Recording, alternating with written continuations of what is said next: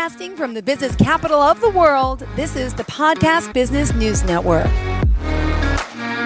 Welcome back to the show. Classic Citiva is the name of the company. Alan Hart joining us here, the owner, based out of Athens, Georgia, helping so many people when it comes to, well, as we call it, hemp, or he's going to teach us today some of the differences, right? Because everyone's a little confused sometimes when you hear the word hemp, you hear the word THC. There's a lot that we're, confused about, at least, those, they're not in the business, but there's so many benefits to the products that he offers, and we're going to get to know him a little bit further and talk and discuss more about this. How are you, Alan? I'm doing well, Jill. Thank you very much. I'm really excited for today. Yeah, I've got a big subject that I really want to talk about and I'm excited about. Oh, well, thank you. What is the big subject? All right. So I really want to introduce our listeners to the hemp industry. And a lot of people have come into our store and basically asked, how is this legal? Because we're in the middle of Georgia. We don't really have medical marijuana. We don't have any recreational marijuana in the state. Okay. And when people see cannabis on a shelf, they're saying, I don't understand what is going on.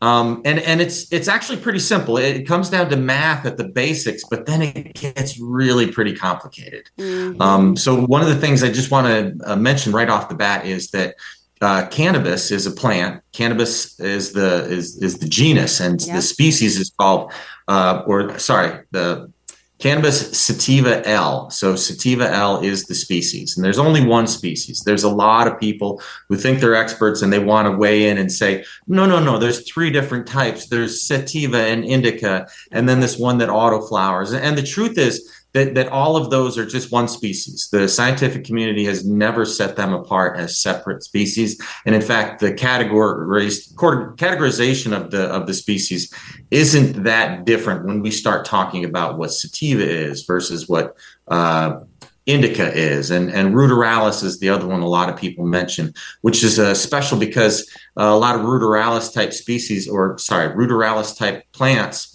are auto-flowering. So rather than waiting for the sun to start having shorter days, it will start flowering at a certain number of days, which makes some growers' job a little bit easier. Got it.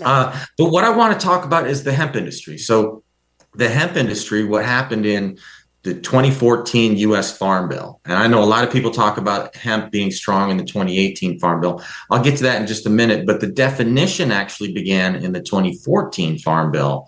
And what happened was that the Farm Bill came up with a way for people to diversify and become hemp farmers. Now, this didn't make hemp farming legal across the nation. What it did was allow states to create their own pilot programs. And several states did. North Carolina was the third one on board. Colorado was the first. And most people see this as a way for us to get CBD. And CBD is one of the biggest parts of the plant. In fact, when we talk about all the benefits that you get from CBD, they actually outnumber the number of benefits that you can get from THC. Even though CBD doesn't give you that happy, silly, funky feeling that the THC does, and therefore isn't quite as highly valued. CBD can be really, really important to our endogenous cannabinoid systems and can be really, really important to the way that we function as human beings. It's better for us when it comes to just balancing out our biochemistry. And when I talk about our biochemistry, I mean everything from hormones to the way we absorb sugars in our small intestine, to the way that our heart pumps. Our blood pressure and our heart rate can be dictated by THC and CBD. Both of them lower our blood pressure while THC raises our heart rate, but CBD lowers it. Wow. So it's often good to kind of have a balance. Oh my, you're teaching me so much today, and I'm glad you're going over this and doing more like I'm talking to you in layman's terms show for people like me who aren't familiar, and I'm sure there's plenty of people out there the same way. All right, go for it, Alan. Continue. Good conversation. All right, very cool. So the 2014 Farm Bill actually gave us a brand new definition for cannabis. It said, from a legal standpoint, that any cannabis plant that has 0.3% or more on Delta-9 THC is a marijuana plant. Now, 0.3% is a really small percentage, right? And you might think that some of these plants can't reach a percentage that low, but we have some of them that are diversified for higher levels of CBD and lower levels of THC. And these are what we were really typically looking for in the hemp industry. And when 2018 came around, the Farm Bill from 2018 actually clarified that hemp is now something that is legal nationwide and can travel over state lines. So unlike marijuana, which can't go over state lines, even from two states that have recreationally legal, if you take marijuana over a state line, you're actually committing a federal crime. Not a lot of people are being hounded for this, especially if it's small amounts of marijuana. But it's important to kind of know that the states dictate what happens in each state regarding marijuana. And as far as hemp is concerned, it is federally legal, fully nationally legal. And it's partly why we have started to see gummies and things in our gas stations and stuff, especially in non-recreational states. Some people think this is a little bit weird, and I don't disagree necessarily. We need to lock down exactly or fine tune exactly the restrictions that we could all work under while keeping things safe for everybody. Now, the fact, though, is that cannabis is one of the safest things on the planet. There's no overdose level. There is no physical addiction at all either. So in a lot of ways, we can make the argument that it's safer than baby aspirin and caffeine and many, many other things that we have just easily available over the counter. So cannabis is one of these things that works with our endogenous cannabinoid system to make us feel all kinds of things. Sometimes it's that silly feeling we get from THC. Sometimes it's the contented, happy, relaxed feeling we get from CBD. Sometimes it's both, or any number of things that this plant makes, which is really interesting. So the hemp industry started out basically as a way to provide CBD to, I guess, soccer moms and epileptic children and old people who had heavy doses of arthritis.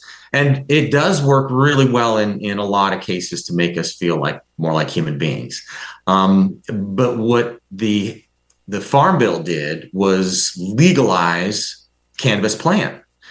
It effectively took everything in marijuana off of the Schedule 1 with the exception of Delta-9 THC. So only one part of the cannabis plant is still on the Controlled Substance Act, and we are still talking about full legalization like it's something that needs to happen when we already have basically 99.9% legalization when we're looking at a hemp plant and the hemp industry. Okay, got it. Okay, wow. Well, hold on one second. If you are just tuning in and saying, wait, where are we here? We're over with Alan at Classic Citiva. I don't even think we pointed out the website, how we contact you off the top, but it's okay. It happens sometimes. Could you just please share how we can reach you, and we'll still continue the conversation? Absolutely, Jill. Okay. Yeah. Thank you for reminding me of that. So the company I'm trying to interject. I'm like, he's on a roll. I don't want to, but go ahead. I have to. Go ahead. It's part of my job, Alan. I was feeling it. I had a good groove going. But let's check in because this is really kind of brought to you by my company, Classic Citiva, in Athens, Georgia. We are a hemp-based company where we provide CBD and THC, as well as a lot of other cannabinoids that we're going to learn about, to general public in the hemp environment. So we are providing safe hemp. We self-police ourselves, and we have been checking IDs since we opened the door. We have not sold THC to anybody under 21 and not sold CBD to anybody under 18, which is weird because the cannabis plant is actually for everybody. And there's a lot of cases that we can make. In fact, one of the biggest reasons why the hemp industry came into effect, or the 2014 Farm Bill was passed, was the story of Charlotte Figi. Charlotte Figi was this little girl who at 3 years old was having roughly 300 seizures per month. She couldn't sleep through the night. She couldn't keep down food. It was severe. And the prediction was that she wasn't going to be able to live past the age of 6, if she even got that far. And the doctors tried every anti-seizure medication that was available. They tried adult anti-seizure medications, and nothing seemed to cut the epilepsy that Charlotte was experiencing until somebody suggested that they try cannabis. And in doing so, they found this group called the Stanley Brothers, who are out in Colorado. They're a group of plant growers, and they adapted a plant to be very high in CBD and very low in THC. And as soon as Charlotte started using cannabis, her seizures went down to 6 per month. It was a remarkable decline that nobody predicted. Even the people who said this might work for you didn't know it would be nearly that impactful. And Charlotte Figi lived, and she had a wonderful childhood. Her family, who started in Atlanta, Georgia, moved to Colorado so they could be closer to a place where things were more accepted and they could raise their daughter and have her have a good and happy life. And the story emanates and is the reason why we have Charlotte's Web as a brand today, which is owned by the Stanley Brothers, who created this strain called Charlotte's Web just for her. And Charlotte's Web is very high in CBD and very low in THC, but it's meant for a little girl who was just having some really significant epilepsy. So that in and of itself shows us how strong the plant can be. And sometimes it goes beyond what we have the capability of doing in our own Western medicine today. So everybody said, well, wait a second. If cannabis is making this girl live, why isn't it available widely for everybody who probably has some similar issues? Yeah. And thus brings us to the 2014 Farm Bill.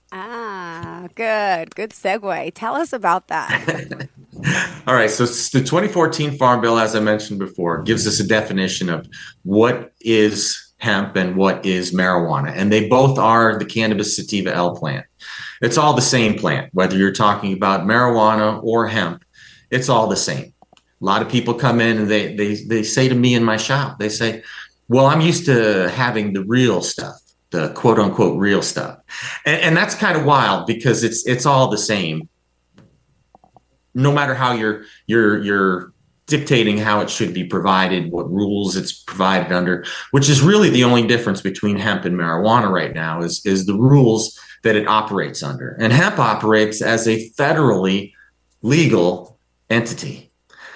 And one of the fun things is that making that definition so specific, the definition that marijuana is 0.3% or higher in delta 9 THC, and hemp is 0.3% or lower in delta 9 THC.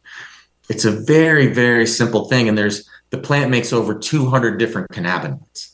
So you can imagine that what's happening is we're talking about THC when we've got a plant that can do so much more.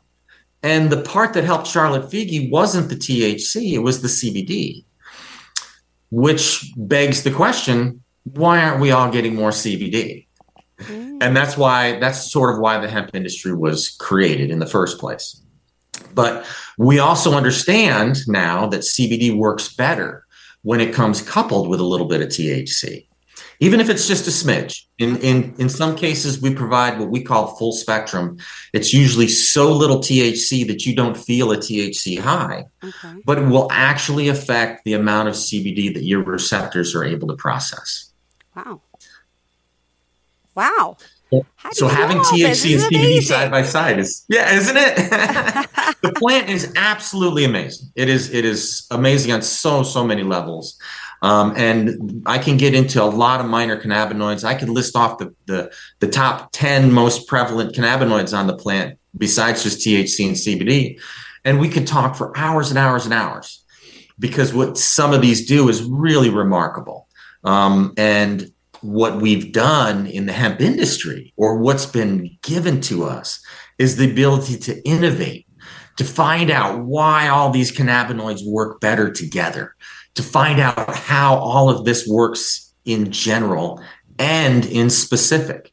So we're finding that in general, high CBD with a slew of other cannabinoids can really help with anxiety. Adding a little extra THC might improve the way that you are affected by that. Adding a little more THC beyond that actually helps to affect our pain and dealing with a lot of the pain that we deal with from day to day, especially older people with arthritis. CBD topicals have been shown to stop pain right at the site where you rub them in. And we've had a number of people who come in. In fact, I want to share one story with you of this lady who was about 84 years old. And she came in at the request of her niece. Now, her niece was about my age, 50-ish. And she comes in, the two of them come in together. And the 84-year-old woman is on a walker. And we get her comfortably sat into a comfortable chair. We rub some salve, some CBD salve on her knees and her hands and her feet. And we talked to her about all the wonderful things that CBD can do. And after a while, I leave her just to sit, and she starts to feel a little better. And I'm about 15 feet away talking to her niece when she gets up and she walks over to us, and she stops before she says anything because she just realized that she's never taken a step in the past 4 years without the walker that she just left over by the chairs. So it was one of those revelation points. It was just like, hello. Wow. This is amazing. We're making people walk again. Yes. Oh my God, that is a beautiful story. And I'm assuming she's still a client, right? Yes. She keeps coming back for day. more. Wow. That is fascinating. Those are the types of stories that make things, make this just so worth it to hear stories about how it's helping people. And, this is, worldwide, people are doing this, but you also want to make sure, people are growing, getting it from reputable places. So how do you know, where it's coming from? I know if you can share your process of how you do everything, right, but not everyone does. Could you just share that? That's a really great question, Jill. Before getting in this industry, I was listening to an article on NPR radio, and they're talking to the head of the National Arthritis Foundation, who's talking about how well CBD helps with arthritis. And at the end of the interview, he said, make sure you know where you're getting your hemp from, or make sure you know where you're getting your CBD from. And I think that's a really great point to make. I think there's a lot of people out there, and there used to be a lot of bad players in the market. A lot of them have been weeded out. In fact, the FDA and the USDA still oversee what we do, even if they treat us sort of like a supplement store and say mostly buyer beware. But we can't make medical claims or they will fine us. We actually can't put things in our products that aren't labeled and carefully processed. And the FDA will test those things frequently in order to find out if there's been any bad products in there. In a lot of cases, 5 years ago, the FDA actually cracked down on a lot of people who weren't putting in nearly as much CBD into their product as their labels said they were. And so those people are out of business now. Wow. So that's an example of how the FDA and the USDA are actually regulating what the hemp industry does. They still do oversee us. They need to take a more active role, I think, in making sure that the products are safe. There's a lot of people still out there peddling Delta 8 THC and Delta 9 THC under hemp rules in gas stations all over the United States. And there's a few people who've been really upset about this. One of the major players are our medical marijuana industry. And rather than trying to find better rules for the hemp industry, they said they don't want to compete with us at all. So in every state currently, we have many legislative orders being brought forward and voted on that are restricting the hemp industry. And the problem is these orders are blatantly against the U.S. Constitution because in most cases they're trying to change the federal definition, which was set federally. And in my own state, we had a bill that has restricted us in the past year, dropping our revenue by 56%, which is massive. But this is basically the medical marijuana industry not wanting to compete in an area where we are doing something that is more comprehensive than they are. And it's sad to see that when we're getting really close to something that I feel is close to federal legalization and giving people what they can get from a wonderful plant that has a lot of healthy and happy, positive outcomes from people who use it, and has been shown to really help people in a lot of ways. Instead, these people who have shiny licenses in each state, they want to restrict everybody else. So they are wanting the whole plant to be back in prohibition. Even though they're one of the ones who fought for state rights in able to do this. But in each case, when we're talking about the medical marijuana or the recreational marijuana industry, we're talking about industries that are only regulated by state boards that usually have a lot of people from the industry on that board. So the regulation isn't very strong, and it's not pointed towards helping keep people safe. Wow. Wow. Didn't know all of this. Ooh. Wow. Thank you so much. And just curious, you mentioned so medical marijuana is illegal in your state, right? That's correct. I mean, there is a marijuana program that's known here as medical. A lot of people don't see it as a medical marijuana program because the restrictions are still very high for them. They can't provide anything stronger than a 6% Delta 9 THC oil right now, and or a gummy. So right now they're restricted in the way that they can provide it. So all of Georgia was getting a better representation of the cannabis plant from the hemp industry until recently, when we were restricted by the people who were also restricted more than us.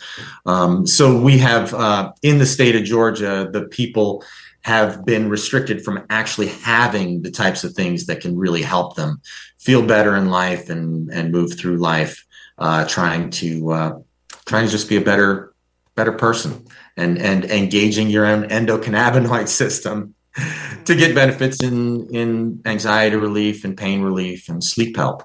Wow. Thank you for this. Okay. Wow, wow, wow. We learned a lot today, Alan, and we still have 5 more minutes. So I want you to keep talking. ClassicSativa.com. And again, you're able to work with just those in Georgia. Are you able to work with people out of state? What are the laws with that? Could you just clarify that for me? Yeah, it's a great question. Outside of the state, so since this is federally legal, we can do all kinds of things in the hemp industry, Okay. as long as it's hemp legal. And the hemp legal is really simple.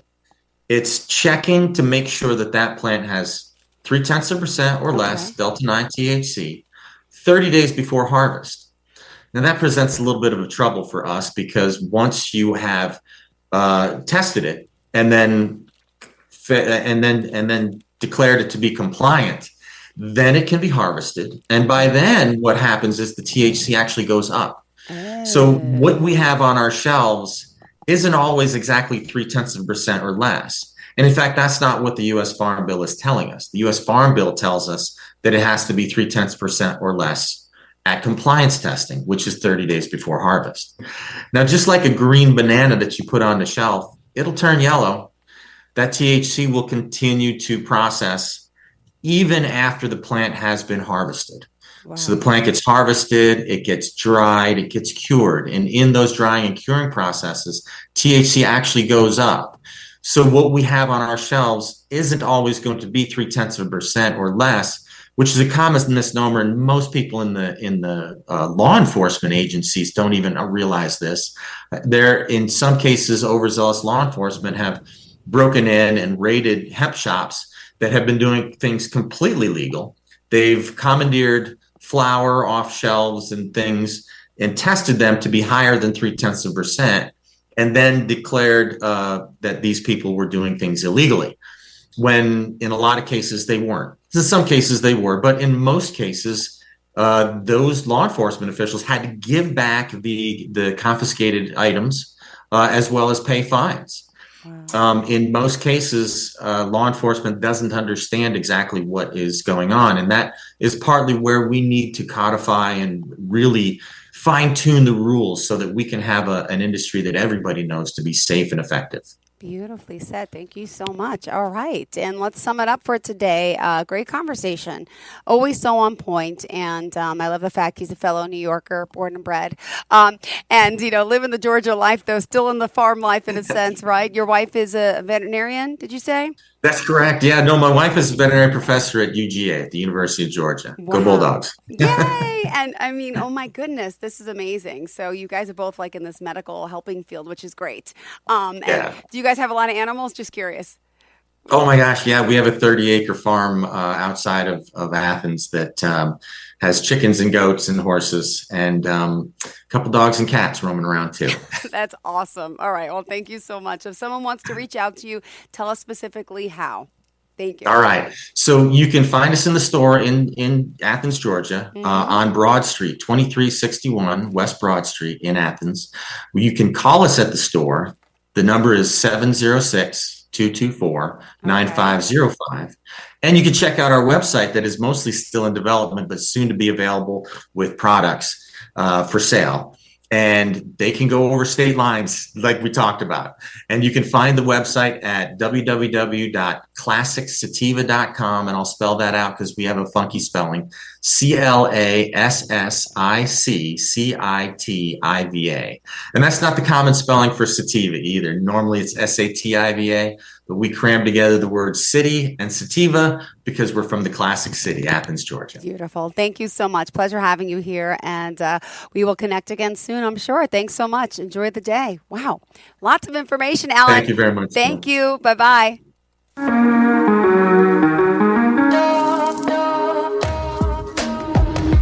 Broadcasting from the business capital of the world, this is the Podcast Business News Network. Hey, what's up, everybody? I'm Jason Derulo. I love that music connects to people all over the country. But unfortunately, so does something else. Childhood hunger. 15 million kids struggle with hunger right here in America. And yet, every year, billions of pounds of surplus food in the U.S. go to waste instead of going to the children in need. Feeding America is working to change this. The Feeding America nationwide network of food banks rescues this surplus of food to help provide meals to families in virtually every community in the United States, including yours.